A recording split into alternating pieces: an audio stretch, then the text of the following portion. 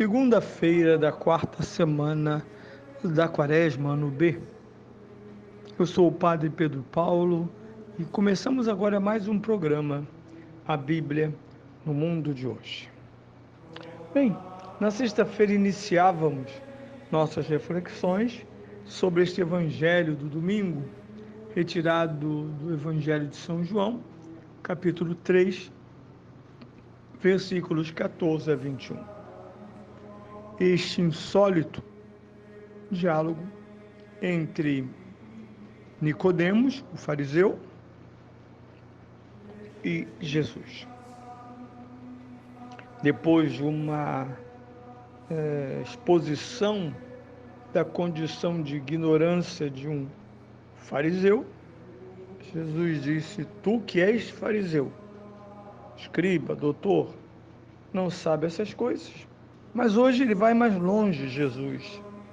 Leva Nicodemos para o centro do seu mistério.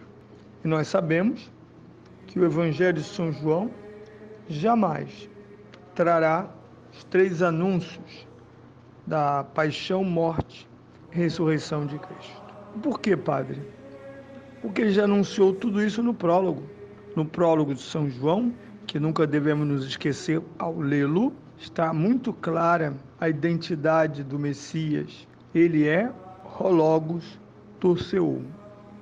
Ele é o Verbo de Deus, portador exclusivo da salvação humana, como Filho unigênito de Deus, porém feito carne.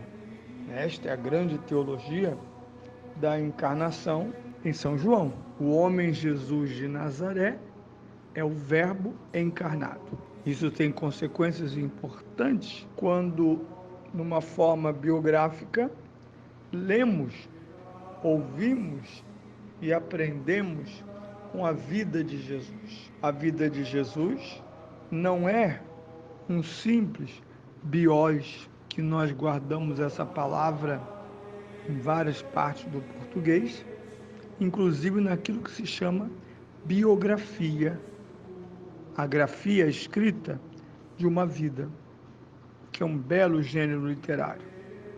Não. Por que não? Porque Jesus não é um indivíduo religioso.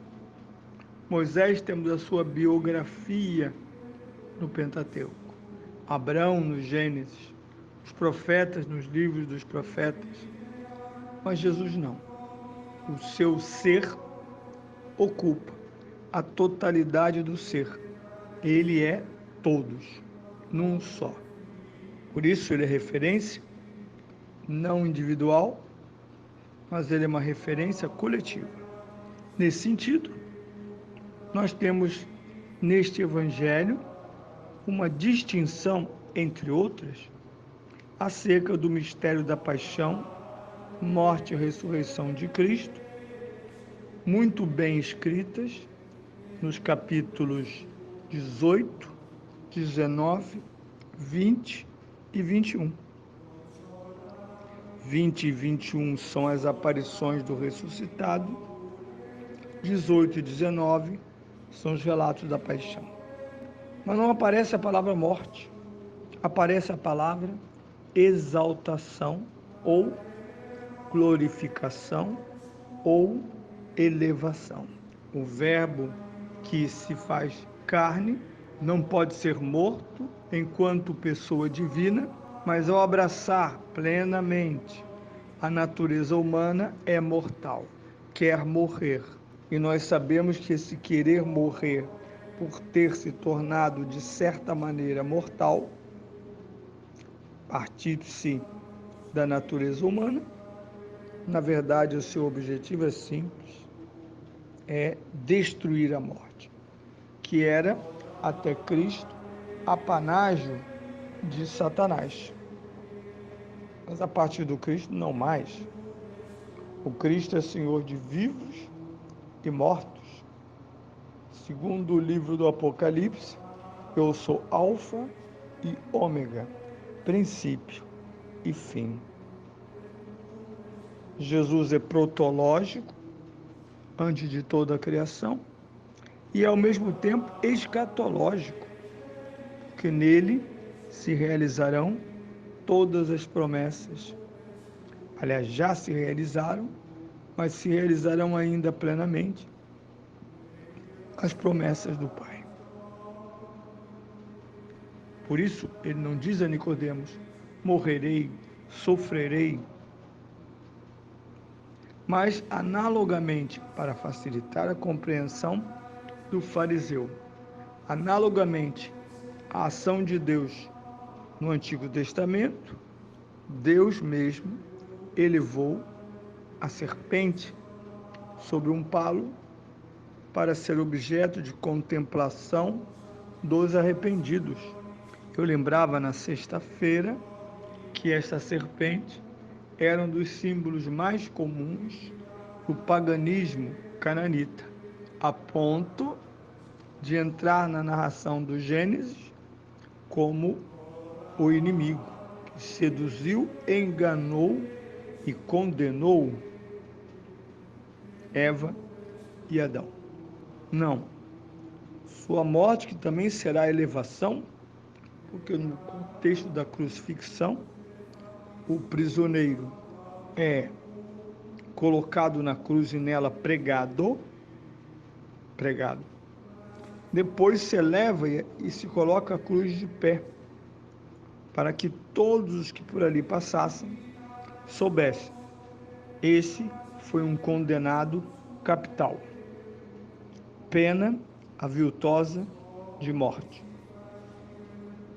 Descrédito. Mesmo que ele tenha dito coisas boas, ele não é bom, porque ele está na cruz. Um modo sutil e definitivo de desmentir Jesus. Ora, Jesus diz à sua igreja: olhem para a cruz. A palavra cruz que não aparece em São João. E ali vereis o ícone da glória de Deus. Fonte de salvação, assim como a serpente, a cruz que é fonte de maldição, maldito todo aquele que for elevado na cruz. Agora esta condenação tornou-se salvação. Esse será um dos filões mais abundantes das cartas de São Paulo, a começar pela carta aos Romanos. Como a maldição se tornou bênção. Como a morte ignominiosa tornou-se cura. Isaías o confirma profeticamente quando diz, e São Pedro o repetirá: por suas chagas fomos curados. Portanto, Nicodemos recebe uma aula, diríamos nós técnicos, de cristologia juvenil, de profundidade. E esta visão, que nos sinóticos aparece através da forma da transfiguração, antes da cruz, em São João ela permeia todo o seu evangelho.